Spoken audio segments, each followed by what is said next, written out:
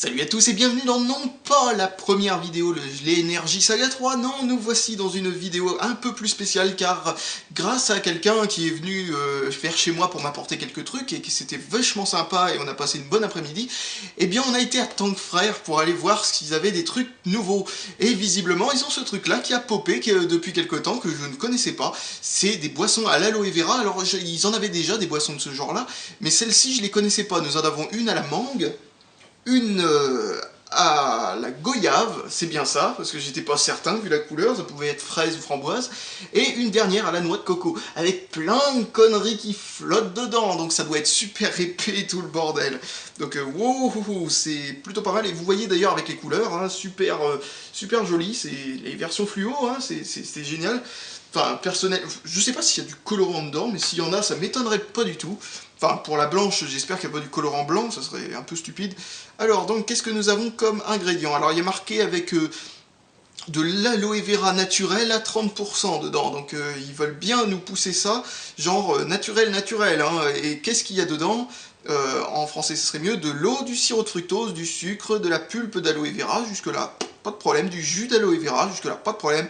Et ensuite, 3 acidifiants, du E330, du E327, du E331, du E331 donc. Ensuite, déstabilisant, du E400, 400 quoi, 18, c'est écrit tout petit. Colorant ensuite du E102 et du E120, et ensuite de l'arôme de goyave, purée. Alors en gros, c'est naturel, sauf bien entendu l'usine pétrochimique qui nous ont foutu dedans pour lui donner cette couleur, ainsi que son goût, ainsi que tout en fait. Au final, l'aloe vera est juste pour donner un prétexte, je crois. Mais bon, c'est bon. Il y a marqué avec de la pulpe d'aloe vera réelle. C'est marqué en anglais, c'est pour ça que j'ai du mal à le traduire en temps réel. Parce que tous les mots sont mis dans le désordre, bien entendu, vu que c'est de l'anglais. Et donc, bah, allez, on va commencer par la goyave, on va voir ce qu'elle vaut. Alors, hop, c'est ouvert. Presque. Oh mon dieu. T'es en train de faire un bruit comme si t'étais en train de m'aspirer l'univers entier dans la bouteille. Ça sent pas mauvais. Je suis obligé de mâcher ma boisson. Et pas de boicher ma maçon, bien entendu, ça serait vraiment bizarre. Et purée. Oh, attends, je vais regarder ce que ça donne une fois que c'est brassé, parce que là c'est quand même subtilement bizarre. Je sais jamais, peut-être que ça se brasse, hein. Alors. C'est pire, il y a des morceaux, purée. Il y en a 15 fois plus maintenant. Oh, c'est épais. À mon avis, c'est mieux à boire à partir d'un verre qu'à partir du goulot, parce que là, putain, on risque d'avaler des trucs sans le vouloir.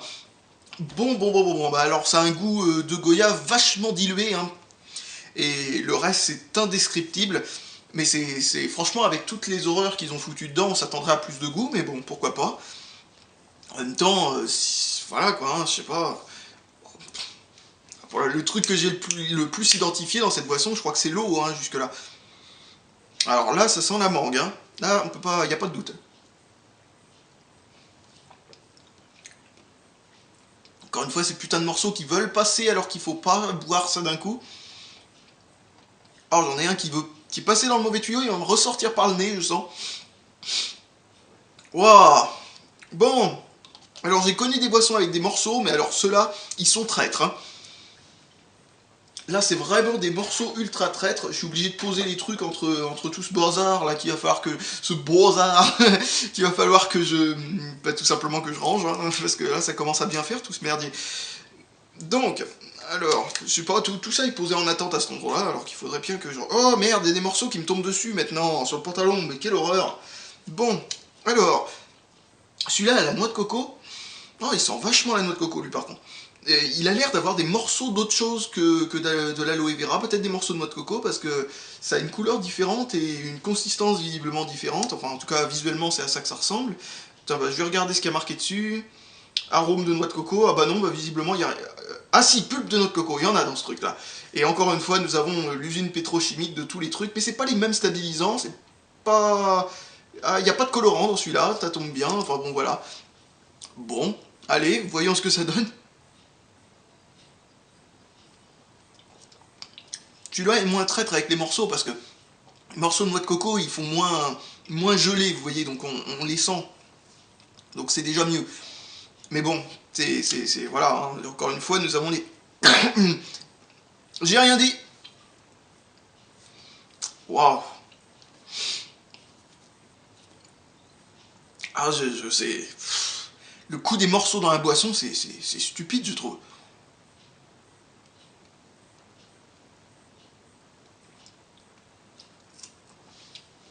Putain, ça veut vraiment pas passer par le bon tuyau, c'est juste un truc de dingue. Bon, c'est pas mauvais, mais franchement, moi je le prendrais à partir d'un verre pour la suite, parce que là, je crois que il y a quelques petits soucis, disons, de consommation à partir de la bouteille. Hein. J'avais pas le souvenir que c'était si périlleux pour ce genre de truc.